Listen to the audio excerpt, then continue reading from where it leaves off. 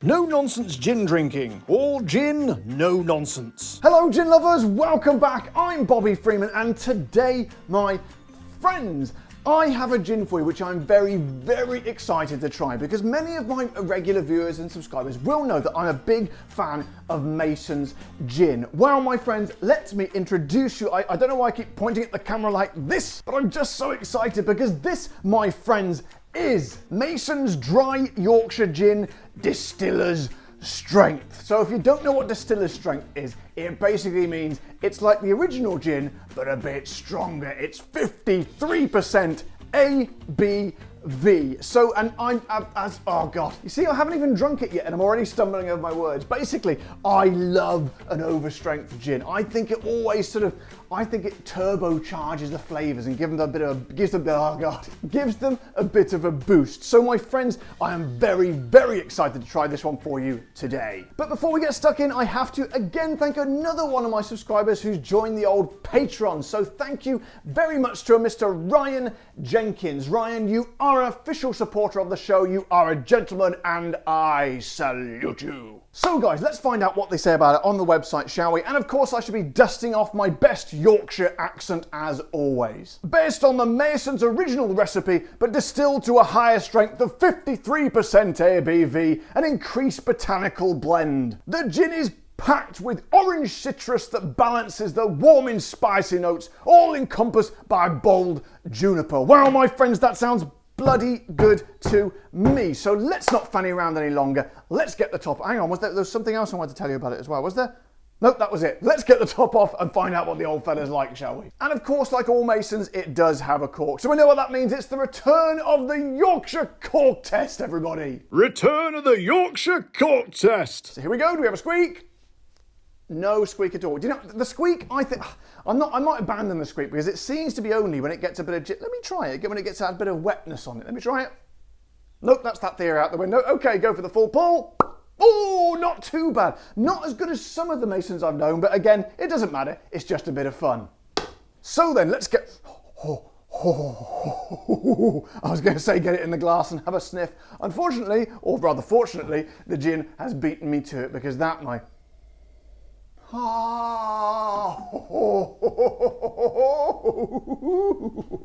as you can see, it's made me dance around on the spot like a little girl. So, and I would say that's never happened before, but I would say it's probably a good thing because, oh yes, my God. But right, okay, gather around. I'll let you into a little secret here, okay? So the original Mason's gin, their sort of core product, has recently, I've had a bottle of that in the house. It's basically been, for the last few weeks, the only gin, not the only gin, but my go-to gin that I've been drinking because I just absolutely love it.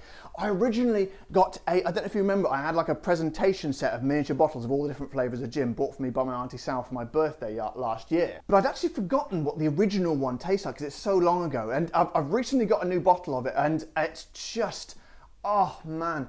It's just what a gin should be. And I think it's going to be one of the I've said before, it's going to be one of the mainstream gins going forward. It's just packed with kind of aromatic sort of flavours. But again, it's one of those sort of gins that's kind of everything's in line and they've sort of tweaked it into like a sort of a perfect harmony of flavours and aromas. So there's nothing hugely outstanding as one big donut flavour. It's just everything working in unison, which is always the sign of an excellent gin. So my friends, let's not fanny around. I've got a new bottle of tonic on the go today. I had one over here. Where is it? Yeah, on the side there. However, I came in this morning to the studio and the top was left off and we do get a lot of spiders and all sorts of nasty things. So I'm not gonna risk that today, maybe on another day, but today we're going for a fresh one. So get the tonic in there, not too much, little ting of the glass there, that's rather pleasing.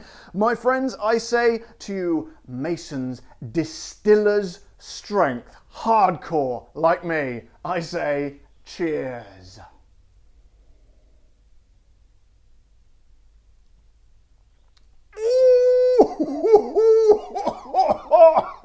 Christ alive! Oh my goodness, it's so strong, it's made me go all Welsh, innit? Which I'm not quite sure the Masons people were going for when they made this gin, but you know, it affects people in different ways, and I am a very strange man. Anyway, back to the tasting. So, look, I don't know if you can see, when you get these sort of overstrength gins, what is it, the Anno 95 one, also their 60 square gin, all the sort of these ones that are a bit stronger, they always have this kind of a turn sort of a milky, cloudy colour to it. I don't know why, I'm not a scientist, but all I know is...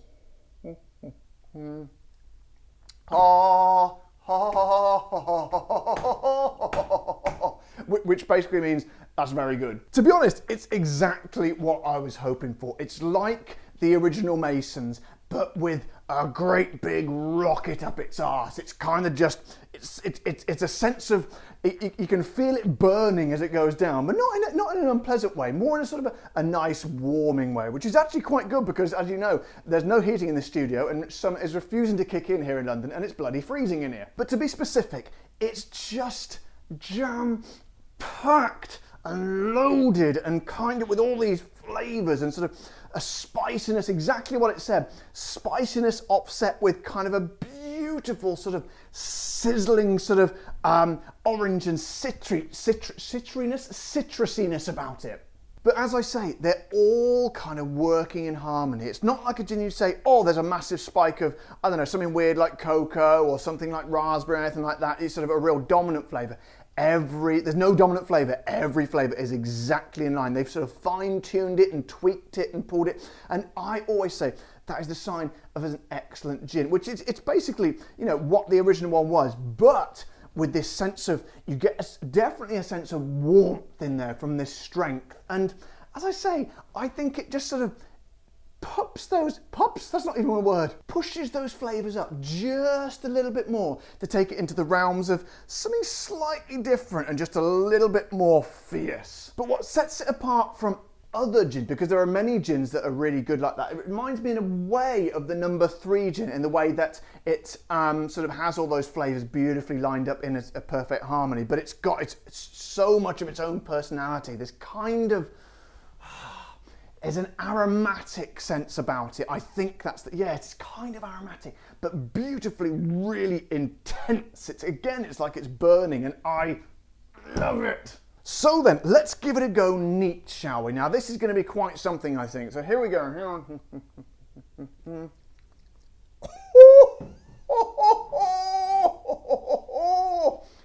Oh, that, my friends, is a sizzler on the old lips. God, it's still burning in there. And of course, that's just what you'd expect from that extra push of ABV. It's kind of just sizzling away on my tongue now. My tongue, I can feel it, the roof of my mouth and everything.